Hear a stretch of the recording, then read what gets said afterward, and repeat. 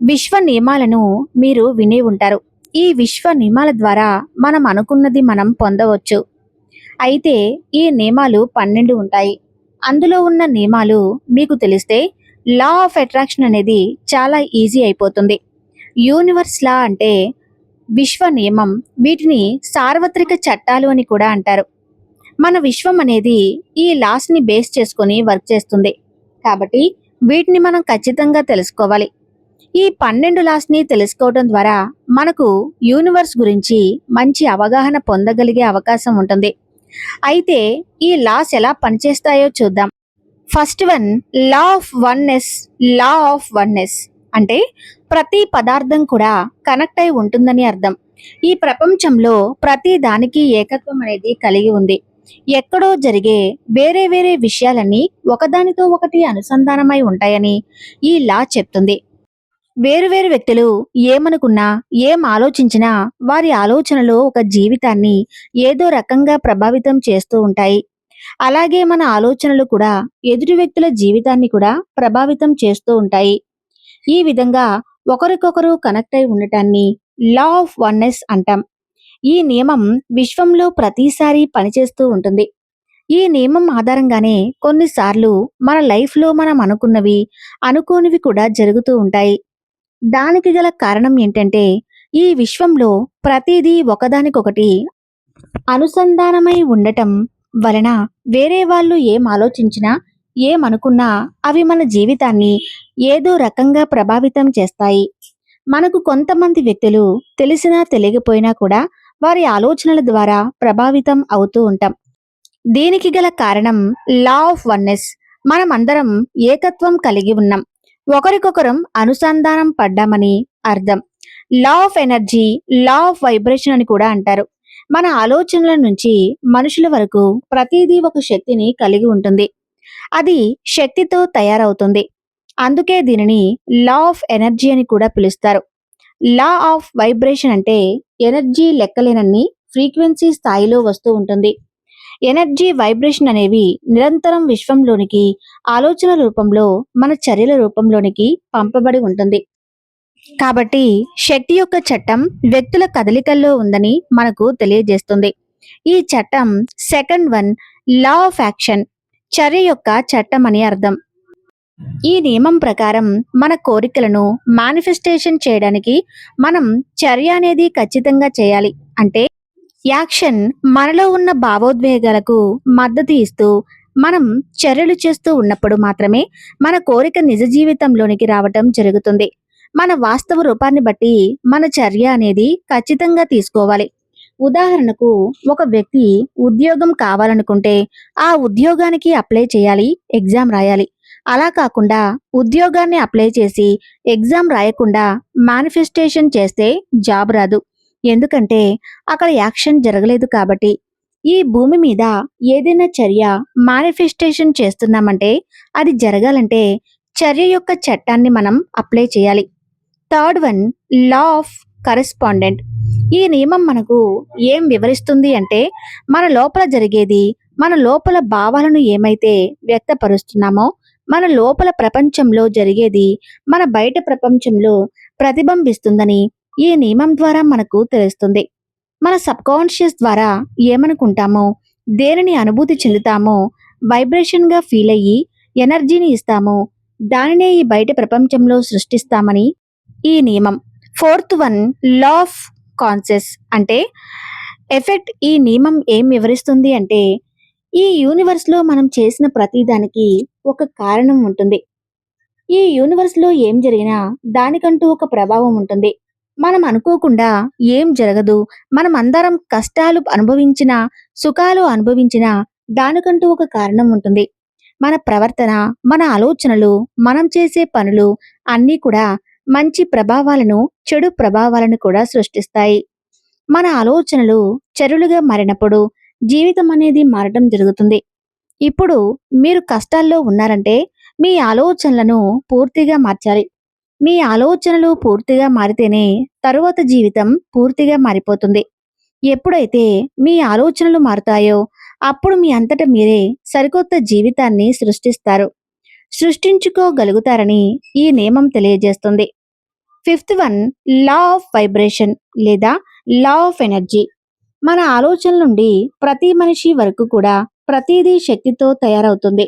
అందుకే దీన్ని law of energy అని పిలుస్తాం. దీనినే లా ఆఫ్ వైబ్రేషన్ అని కూడా పిలుస్తారు. దీని అర్థం ఏంటంటే ఎనర్జీ లెక్కలేనని ఫ్రీక్వెన్సీ స్థాయిలో వస్తూ ఉంటుంది. ఎనర్జీ వైబ్రేషన్ అనేది నిరంతరం విశ్వంలోనికి ఎప్పుడూ ఆలోచన రూపంలోనికి అలాగే చర్యల రూపంలోనికి పంపబడుతూ ఉంటుంది. కాబట్టి శక్తి యొక్క చట్టం కదలికల్లో ఉందని ఈ లా ఆఫ్ వైబ్రేషన్ చెప్తుంది. Sixth one, law of compensation. దీనిని పరిహార చట్టం అని కూడా అంటారు. లా ఆఫ్ కాజ్ ఏదైతే ఉందో అదే నియమం దీనిలో కూడా అప్లై అవుతుంది. మనం ఏది ఇస్తే అదే తిరిగి మనకు వస్తుంది. అంటే మీరు ఎవరిపైన ప్రేమ చూపిస్తే ప్రేమ మీకు వస్తుంది. దయ చూపిస్తే దయ వస్తుంది. కోపం చూపించినా ఎలాంటి నెగిటివ్ అయినా పాజిటివ్ ఎమోషన్ చూపించినా కూడా అదే మీ దగ్గరకు తిరిగి వస్తూ ఉంటుంది. Seventh one, law of attraction. ఈ లా ఆఫ్ అట్రాక్షన్ ఏదైతే ఉందో దీన్ని మనం సరిగ్గా అర్థం చేసుకుంటే మిగిలిన లాస్ అన్నీ కూడా దీన్ని డిపెండ్ చేసుకొని పనిచేస్తూ ఉంటాయి. అందుకే ఈ లా ఎక్కువ వాడుకలో ఉంది. ఈ లా ఆఫ్ అట్రాక్షన్ మనకు ఏం వివరిస్తుంది అంటే మీరు మాట్లాడే పదాల నుండి మీరు నమ్మే నమ్మకాల వరకు ప్రతిదాన్ని ఒక శక్తి ద్వారా మీరు ఆకర్షిస్తూ మీలాగా ఆలోచిస్తూ అదే ఫ్రీక్వెన్సీలో ఉన్న వ్యక్తులను కూడా మీరు మీ జీవితంలోకి ఆకర్షిస్తారు. మీరు పాజిటివ్గా ఆలోచిస్తూ పాజిటివ్గా ఎక్కువగా ఉంటే పాజిటివ్ వ్యక్తులను పాజిటివ్ పరిస్థితులను ఆకర్షిస్తారు. అదే మీరు నెగిటివ్గా ఉంటూ బాధలో ఉన్నప్పుడు నెగిటివ్గా ఆలోచిస్తున్నప్పుడు అటువంటి వ్యక్తులను అటువంటి పరిస్థితులను ఆకర్షిస్తూ ఉంటారు. మీరు ఏ ఆలోచనలతో ఉంటే అదే పరిస్థితులు మీ జీవితంలోనికి వస్తాయని ఈ చట్టం వివరిస్తుంది. కానీ ప్రస్తుతం కానీ భవిష్యత్తు కానీ ఎప్పుడైనా మీ జీవితంలో మీరు చూసే ప్రతిదీ కూడా మీరు ఆకర్షించిందే మీ దగ్గర ఉంటుందని ఈ నియమం చెప్తుంది. Eighth one, law of transmission of energy. శక్తి యొక్క శాశ్వత బదిలీ చట్టం అని అంటారు. అంటే ఎనర్జీ అనేది ఎప్పుడూ కూడా మూవ్ అవుతూ ఉంటుంది. ఒక ప్లేస్ నుండి ఇంకో ప్లేస్కి చేంజ్ అవుతూ ఉంటుంది. ఎనర్జీ అనేది శాశ్వతంగా ఒకే చోట ఉండదు. ఈ చట్టం ఏం వివరిస్తుంది అంటే మీ జీవితాన్ని మీకు కావలసిన విధంగా మీకు నచ్చిన విధంగా మార్చగల సామర్థ్యం కలిగి ఉన్నారని ఈ చట్టం వివరిస్తుంది. మనం మన జీవితాన్ని మార్చడం అనేది ఖచ్చితంగా అది మన బాధ్యత. విశ్వం మన జీవితంలో చాలా అవకాశాలు మనకి ఇస్తూ ఉంటుంది. వాటిని అంగీకరించినా లేదా అంగీకరించకపోయినా అది మన ఇష్టం, మన ఎంపిక. ఎనర్జీ ఫ్లో అనేది ఈ విశ్వంలో ఎప్పుడూ కదలికలోనే ఉంటుంది. అయితే ఆ ఎనర్జీని ఉపయోగిస్తూ దాని ప్రవాహంలో మనం వెళ్ళాలా వద్దా అనేది మనమే ఎంచుకోవాలని ఈ చట్టం వివరిస్తుంది. మనకి ఈ విశ్వంలో పూర్తి స్వేచ్ఛ అనేది ఉంది.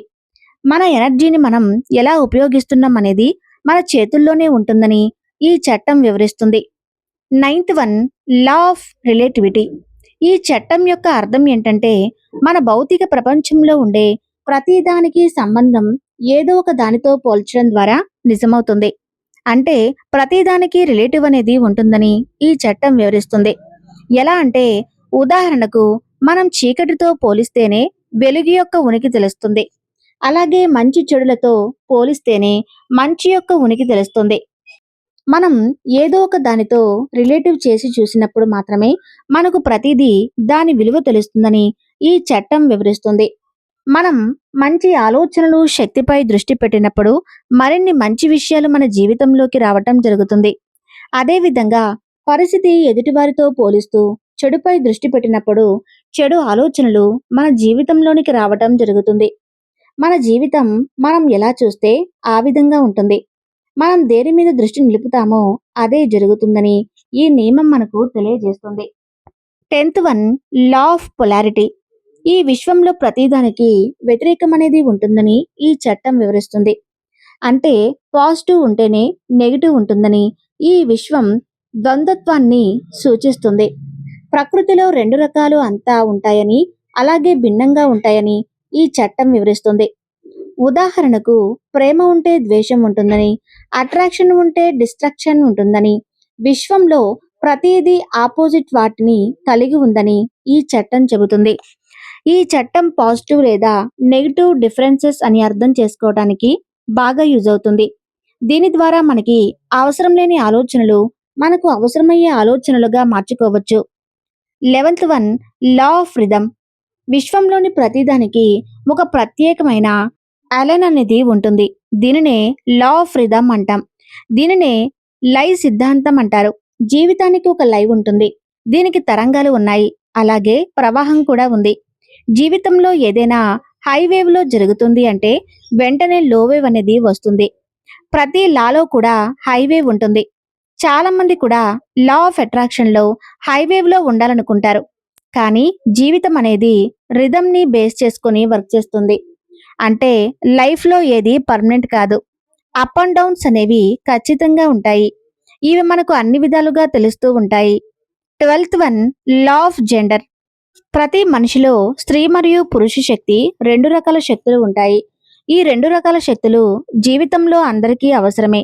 స్త్రీ శక్తిలో మృదువైన భావోద్వేగ భావాన్ని, పురుషుల శక్తిలో బలమైన నిశ్చలమైన శక్తిని మీరు గమనించి ఆ రెండిటిని ప్రతి ఒక్కరూ బ్యాలెన్స్ చేసుకుంటూ ఉండగలిగినప్పుడు మీ లైఫ్ అనేది చాలా హ్యాపీగా జరుగుతుంది. మీ లైఫ్లో తీవ్రమైన లేదా భావోద్వేగ సంఘటన జరిగినప్పుడు ఆ భావోద్వేగాల ప్రారంభ దిశ స్త్రీ శక్తి అవుతుంది.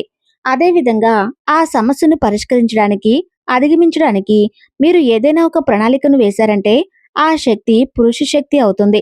అంటే ఆడవారిలో పురుష శక్తులు ఉంటాయి, కానీ స్త్రీ శక్తులు ఆధిపత్యం చేస్తాయి. అలాగే మగవారిలో స్త్రీ శక్తులు ఉంటాయి, కానీ పురుష శక్తులు ఆధిపత్యం చేస్తూ ఉంటాయి. ప్రతి వ్యక్తిలోనూ రెండు రకాల శక్తులు ఉంటాయి. ఆ రెండు శక్తులను సమతుల్యం చేయడానికి, నైపుణ్యం సాధించడానికి మిమ్మల్ని మీరు ఎప్పటికప్పుడు సిద్ధపరచుకుంటూ ఉండాలి. ఇలా ఈ 12 లాస్ని మీరు అర్థం చేసుకుంటే ఖచ్చితంగా మీ జీవితంలో ఏది అనుకుంటే అది ఆకర్షిస్తూ ఉంటారు. ఈ వీడియో గాని మీకు నచ్చినట్లయితే తప్పకుండా ఈ వీడియోకి సపోర్ట్ చేయండి, లైక్ చేయండి, షేర్ చేయండి. థ్యాంక్ యూ యూనివర్స్ అని కామెంట్ చేయండి.